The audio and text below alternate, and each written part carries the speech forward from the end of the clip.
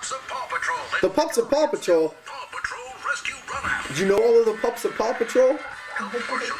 3-year-old Jayvon will happily tell you everything that you've ever wanted to know about Paw Patrol. What's that? One with the orange? The Williamsport boy loves the Nickelodeon show, and it's incredible to hear him talking about it. But there was a time not too long ago when Jayvon didn't say anything about the show because he could hardly breathe.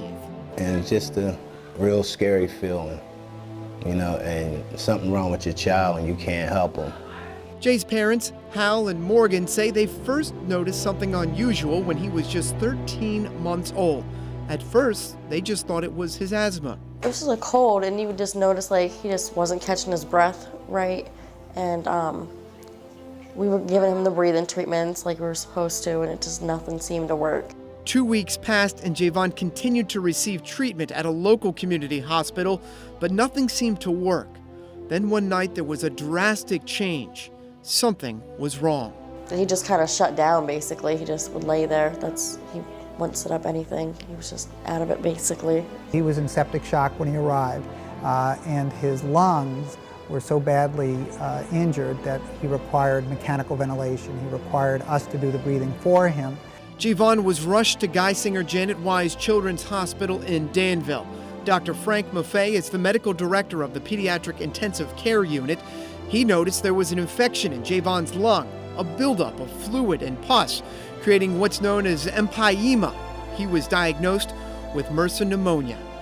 MRSA is known for causing what we call a necrotizing pneumonia, which is a pneumonia that damages tissues, and it damages tissues to the point of even breaking the tissues up so that the lung can't function in the manner it should. They immediately inserted several tubes into Jayvon's chest. The goal was to drain fluid between his lung and the lining of the lung. What you're doing is you're trying to create an atmosphere for the lung to remain inflated and to heal.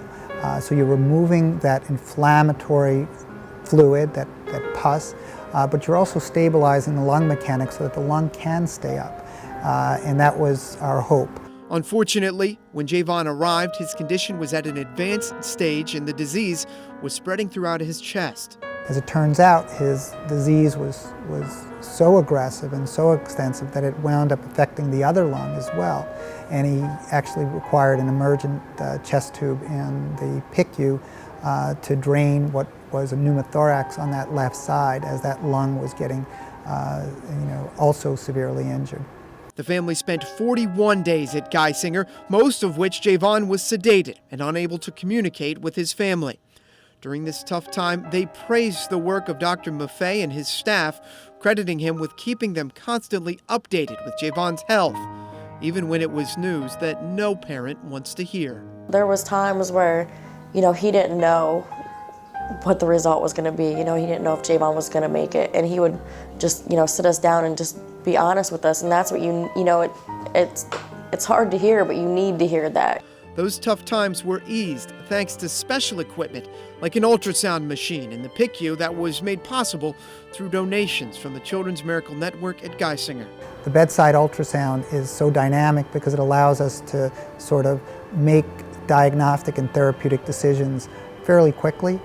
And then the other aspect of it, as I've sort of mentioned with the chest tube and the line, is it helps us from a procedure standpoint. It sort of makes the ease of procedure that much safer because we're not just going on anatomic landmarks, we're actually seeing the things that we need to be addressing.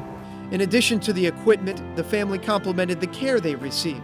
It was a long road to recovery for Jayvon with many restless nights. They were constantly surrounded with caring nurses and staff members.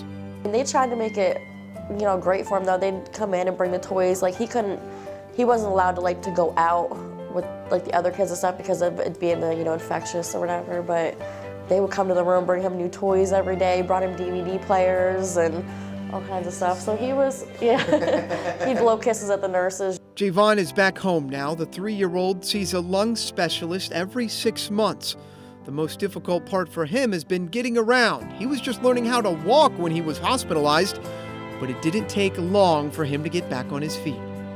And they thought it was going to be a while, but he got with the rest of the kids. And it was 3 days he was walking. So ever since that, he hasn't stopped.